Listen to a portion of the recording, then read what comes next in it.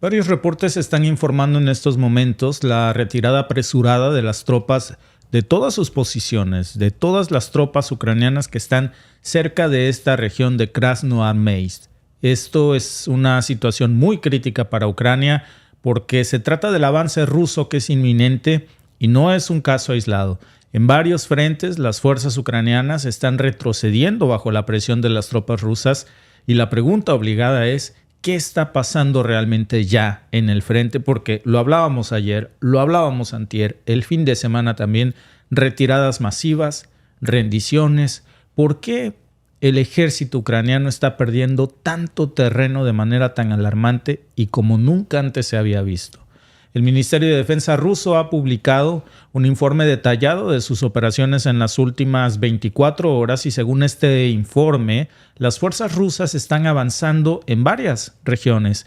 En la ciudad, por ejemplo, de Volchansk y en las aldeas de Lipsy y también en Starista, las tropas rusas han mejorado sus posiciones y han causado grandes bajas en las brigadas ucranianas. Los militantes del régimen de Kiev perdieron a 160 soldados tan solo en esta zona, además de varias piezas claves de artillería. También se reporta la destrucción de varios vehículos blindados. Y en la dirección del Donetsk, el grupo occidental de tropas rusas ya reporta haber destruido hasta 6 depósitos de municiones de la OTAN, en donde se abastecían las tropas ucranianas, y ha causado la pérdida también de 520 soldados ucranianos. Además de esto, han neutralizado varias unidades de artillería y vehículos blindados. Y la pregunta pues es cómo se está adaptando el ejército ucraniano después de todas estas pérdidas, porque no solamente se trata de la toma de estas localidades, es que ahí estaban sus bodegas de municiones. Entonces ya no tienen más parque, aun cuando se repliegan pero sin armas, sin balas. Y esto implica mucho para el futuro del conflicto en la región. Porque en estos sectores, por ejemplo en Maximilianovska, también en Katerinovka, en Chazov Yar, en Verkhnamskoye, que son complicadas de decir, pero que las fuerzas rusas han continuado su avance y han destruido depósitos de municiones en Chazov Yar hace unos momentos. Se reportaba también la destrucción de varios equipos militares de la OTAN. Y las pérdidas ucranianas en esta área ya sumaron 540 soldados el día de hoy. Y la situación se agrava todavía más en Toretsk y en estas aldeas cercanas, en donde el grupo de tropas del centro de Rusia han asegurado en muy pocas horas posiciones ventajosas que Ucrania había estado reteniendo por varios meses. Y esto ya ha infligido más de 200 bajas de soldados ucranianos en este otro fuerte. Los pocos que sobreviven están corriendo por sus vidas, están replegándose. Las fuerzas aéreas ucranianas están intentando múltiples ataques contra las posiciones rusas, pero parece que hasta el momento todas han fracasado, han resultado en grandes pérdidas, por ejemplo, en la zona de Ugledar y también en la zona de Bodianoy. La brigada número 72 de las Fuerzas Armadas de Ucrania sufrió un revés terrible, incluyendo no solamente bajas de personal, también equipo militar. Y en Zaporizhia y en Gerson, el grupo del Dnieper también reporta que las tropas rusas han continuado sus operaciones ofensivas y han causado bajas muy significativas en las fuerzas ucranianas. Están destruyendo sobre todo los almacenes de municiones de la OTAN y los equipos occidentales que se encuentran en estas regiones claves. Y la retirada de tropas ucranianas de todas estos, por ejemplo, en la cabeza del puente del Krinky, es un indicativo muy claro de la presión constante que están enfrentando por tomar estas zonas críticas, llámese puentes, depósitos de municiones, bodegas con armamento occidental, pero también trenes, todas las vías de comunicación que de alguna manera servirían para reabastecer a las tropas ucranianas por parte de la OTAN, más apoderarse de todas las municiones que en estos momentos hubieran tenido, pues los pone en una situación bastante complicada. El Ministerio de Defensa ruso también ha reportado la destrucción de un caza MiG-29 de las fuerzas aéreas ucranianas y también la toma de otra localidad más hace unas horas, que es Yurievka, en la región del Donetsk. Y la defensa antiaérea rusa también ha derribado 3 aviones de combate MiG-29, 8 misiles estadounidenses ATAC-MS, 10 bombas guiadas francesas Hammer, Se reporta también la destrucción de 44 proyectiles del sistema de lanzacohetes múltiples HIMARS y varios drones, para ser concretos, 305 drones destruidos. En el Mar Negro, los buques de la Armada rusa interceptaron 10 drones navales ucranianos también, y las unidades del Grupo Centro de las fuerzas rusas en estos momentos también están reportando que ya reivindicaron como suya esta localidad de Yurievka, están confirmando esta información, y después de estos intensos enfrentamientos, en solo una semana, aparentemente ya repelieron 38 contraataques ucranianos, que eran un intento de Ucrania por recuperar el terreno perdido, pero que finalmente esto se tradujo en 2.215 bajas ucranianas, además de la destrucción de 11 vehículos blindados, incluyendo un carro de combate estadounidense Bradley, 2 vehículos de transporte militar M113 y un vehículo acorazado especial Max Pro, junto con 26 automóviles y 27 piezas de artillería. Las pérdidas ucranianas son terribles. Hasta este momento, para tener una idea de lo que hablamos de una suma ya de 3.930 soldados ucranianos abatidos en una semana, junto con 14 vehículos blindados, incluyendo 3 acorazados estadounidenses, casi medio centenar de automóviles de artillería, 71 piezas de artillería, de las cuales 28 estaríamos hablando de que serían de procedencia de países de la OTAN, y son datos que nos están mostrando una tendencia bastante preocupante para el ejército ucraniano: la destrucción masiva de almacenes de municiones de la OTAN, esta constante pérdida de vidas, de soldados que están debilitados, que están buscando la manera de sobrevivir, y a pesar de esto, es muy probable que el régimen de Kiev continúe enviando tropas al frente, incluso sin el apoyo adecuado de artillería, sin municiones, sin nada. Y eso pues solamente va a resultar en un aumento de bajas. Es muy fácil decirlo como tal, bajas, pero hablamos de padres, hablamos de hijos, hablamos de seres humanos, y esta guerra tiene que terminar lo más pronto posible, porque Ucrania no quiere aceptar que está ya en un punto insostenible.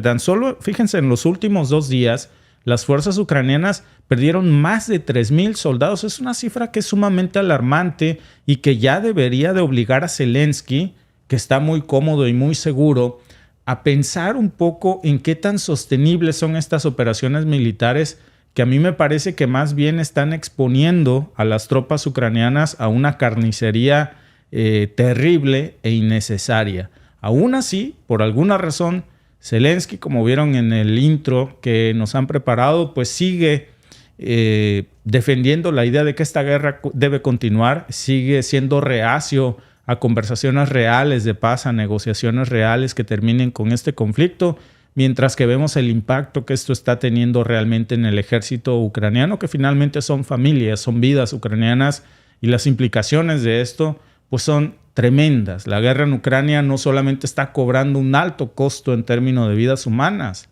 sino que también está agotando todos los recursos del país. Hablamos de los recursos militares, logísticos. La economía ucraniana está terriblemente mal, en su peor momento. Los informes de estos avances rusos todos los días llegan por montones y pintan un panorama bastante sombrío para el régimen de Zelensky. ¿Cómo va a responder? ¿Cuál es su plan? ¿Tiene alguna manera de intentar o alguna ruta para cambiar esto? Se ve difícil en el horizonte. La verdad es que la situación es bastante complicada. El viento no sopla a su favor. Y con cada día que pasa, estamos hablando de 3.000 soldados menos, 2.000, 1.800. Entonces, es algo que realmente debe de obligarnos a plantear cuánto tiempo más pueden sobrevivir las tropas ucranianas si Zelensky insiste en este camino de devastación antes de buscar una verdadera vía para la paz. Es que no le conviene, porque este ha resultado ser pues el negocio más fructífero para él. Lo podemos ver en el estilo de vida que ahora lleva él y su esposa, que antes no podían costear porque por supuesto no había las cantidades de dinero que están llegando a Ucrania. Ha sido el negocio de su vida. negocio de su vida a costa y a costillas de los propios ucranianos, de los miles de inocentes que han muerto y de todos los que han tenido que salir desplazados y de su propia tierra. Impuestos. Y de nuestros impuestos. Decía alguien por ahí, si gana Donald Trump, la guerra va a seguir. Bueno, él ha sido muy, muy puntual en decir que esa guerra no va a llevarse más dinero de los Estados Unidos para allá. De hecho, a quien él nombró como su vicepresidente en caso de ganar, es un férreo opositor de esta guerra. Él está también en contra de que se envíen recursos de los impuestos estadounidenses para esta guerra en Ucrania. Supuestamente son préstamos, todos son préstamos, que las armas se las están vendiendo 3 veces más caras, pero en este momento tampoco hay dinero de retorno. Entonces es un dinero que está saliendo y que no sabes si va a regresar y cuándo va a regresar, sí, y a dónde va a regresar, a los bolsillos de quién. Porque suena, no, es que Estados Unidos le está prestando el dinero. Pues sí, pero no sabes si va a volver ese dinero, sobre todo como estamos viendo que está avanzando esta guerra. Leía yo algo sobre la constitución de Ucrania, porque si recuerdan, pues Zelensky ya no es el presidente legítimo, aunque aplicó la ley marcial por estar en guerra. Entonces se suspendieron las elecciones y él puede estar ahí en el cargo, según la ley ucraniana, hasta 5 años. Después de 5 años, él ya no puede seguir en el hueso.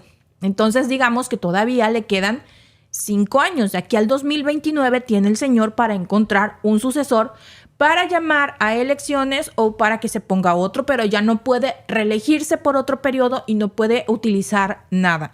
Según esto, pues la ley ucraniana, que la puede modificar. No me extrañaría que intentara una jugarreta de esas, ¿no?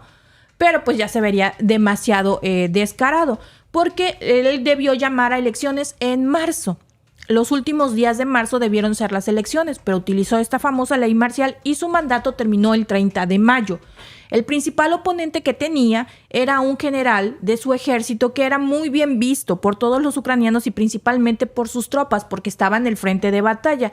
Como tenía muchísima popularidad, su asesor, Yermak, que es un director de cine, le sugirió la brillante idea, pues, de que lo sacara de la jugada, porque entonces él sí le iba a exigir que hicieran elecciones, y le ofrecieron la representación de Ucrania en el Reino Unido para sacarlo del medio. Entonces lo dimitieron de su cargo y lo pasaron como un representante del gobierno ucraniano en Londres, y ahora el señor está en Londres, muy lejos de Ucrania, muy lejos del contacto con su gente, y por supuesto no puede mover desde allá las cuerdas para llamar a elecciones. Entonces, según la ley ucraniana, aunque no es el presidente ya, se puede extender su periodo 5 años más por la guerra. Entonces eso le cae sumamente como anillo al dedo. Sí, fíjate, Alba, que también yo estaba leyendo una nota hace unos días también de BlackRock, para no variar, en donde se hablaba precisamente de una nueva autorización de BlackRock interviniendo en Ucrania,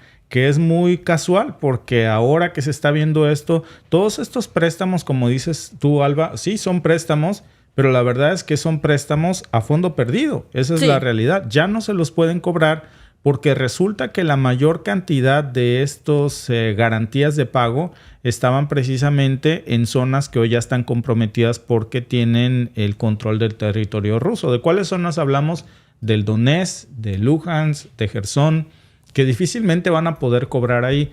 $1 billón más se están comprometiendo para esto, pero también Ucrania ya quiere su dinero de vuelta y Zelensky simplemente no tiene cómo pagarlo. Entonces, el otro problema es que BlackRock le está diciendo, hace unos días salió una actualización de esta nota, BlackRock le está diciendo a Zelensky, mis inversores quieren su dinero de vuelta porque no me lo pagaste. Zelensky muy cómodamente cree que con BlackRock se juega, y por eso también estamos viendo, Alba, no creas que no, BlackRock está moviendo sus piezas, está moviendo los hilos. Ayer hacíamos un podcast que se titulaba Todos le dan la espalda a Zelensky, poco a poco, ¿no? Algo así. Hablábamos de cómo Alemania acaba de recortar a la mitad los fondos asignados a Kiev. Hablábamos de cómo también Italia hizo lo mismo, Estados Unidos va en ese camino, pero tiene mucho que ver probablemente la intervención de BlackRock, que se ha dado cuenta que sus créditos a Ucrania ya son incobrables. Ucrania le dice, debo no niego, pago no tengo, cóbrate con lo que te di en garantía. sí, mano, nada más que lo que me diste en garantía ya está bajo control ruso. Entonces, no creo que Putin me abra la puerta cuando le vaya yo a cobrar esas tierras. Oiga, don Putin, es que invadió usted una parte que ya estaba comprometida conmigo. Yo le encargo que me regrese esas tierritas porque don Zelensky me las prometió. Eso no va a pasar. Y es lo que hoy está poniendo muy disgustado a BlackRock, que se hacía ya dueño de Ucrania. La encuesta del podcast es: ¿debería Zelensky dimitir para que otro líder asuma el control? Porque difícilmente, Alba, vamos a ver conversaciones de paz mientras Zelensky esté en la silla. Ha habido demasiadas palabras que se quedan en el ambiente político y que van a ser una barrera enorme para cualquier mesa de paz. Incluso el mismo Zelensky, que había emitido recientemente una orden ejecutiva que prohibía y hacía ilegal cualquier diálogo con Rusia, de un presidente espurio que no tiene ni siquiera el poder constitucional para promulgarla, pero lo hizo y ahora él mismo quiere cambiar eso. Las opciones son: sí, urgentemente debería dimitir, no, es innecesario, o no tengo opinión. Así es, dice nuestro amigo Diego Villa. Están en emergencia, no es necesario llamar a elecciones. Bueno, es un ejercicio democrático de los países que se jactan de ser demócratas, a donde nuestro vecino le lleva la democracia y apoya esas democracias. Para dato cultural, en Estados Unidos, cuando hubo guerras, sus presidentes nunca cancelaron las elecciones. Siempre se llevaron a cabo las elecciones y se respetaron los resultados. Porque cuando se predica con la democracia, pues hay que poner el ejemplo. Entonces, en este momento, él debió convocar. La población debió de haberle dicho no.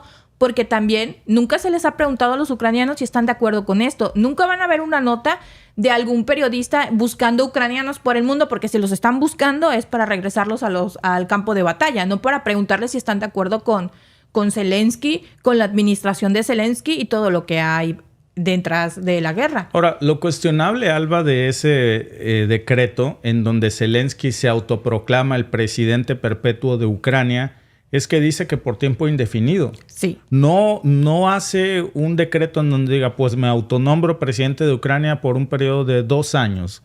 Y si en 2 años seguimos en guerra, pues con la capacidad, diría el de la ley de Herodes, Juan Vargas, de pues refrendarlo las veces que sea necesaria. Ni Juan Vargas se atrevió a tanto. Sobre todo cuando la misma ley ucraniana dice que solo puede ser por 5 años. Ahí es donde dices, ¿dónde está la democracia? Claro. Pues, ¿qué opinan nuestros amigos en el chat? Gracias a todos por votar en la encuesta. Vamos a cerrarla en estos momentos. Y los resultados son: ¿debería Zelensky dimitir para que otro líder asuma el control? El 82% cree que sí, urgentemente. El 10% cree que no es necesario. Y el 8% no tiene opinión. Bueno, Alba, fíjate cómo estarán las cosas, que después de esta terrible noticia que hoy estamos viendo de estas retiradas masivas, ¿quién los juzga? No tienen otra opción. Si el ejército ruso se ha apoderado de las bodegas de municiones, también de los ferrocarriles y de las vías de comunicación, no tienen municiones, entonces ¿a qué se quedan? ¿Cuál es la reacción de hoy de Zelensky? La reacción de hoy de Zelensky es hacer un llamado público pidiéndole permiso a los países de la OTAN para usar las armas que le quedan para atacar suelo ruso. En lugar de eso, que va a provocar una escalada. Después de que lances esos pocos ataques meses que te quedan, por ejemplo, o esos Shadow Storm, ¿qué va a pasar? Tienes más para cuando el plan es tirarle piedras al panal. Ok, buen plan. Pero cuando se te venga el enjambre de abejas, ¿qué sigue? ¿Cuál es? ¿Cómo vas a contestar? Exacto, ¿cómo vas a contener la embestida? Porque no se trata nada más de que tire al territorio ruso. Es que, por supuesto, vas a tener una respuesta. ¿Cómo la vas a contener si lo poco que tenías lo utilizaste para atacarlos y ya no vas a tener? Yo creo que es utilizar más el cerebro para idear una mejor estrategia en la que no te quedes tan descubierto.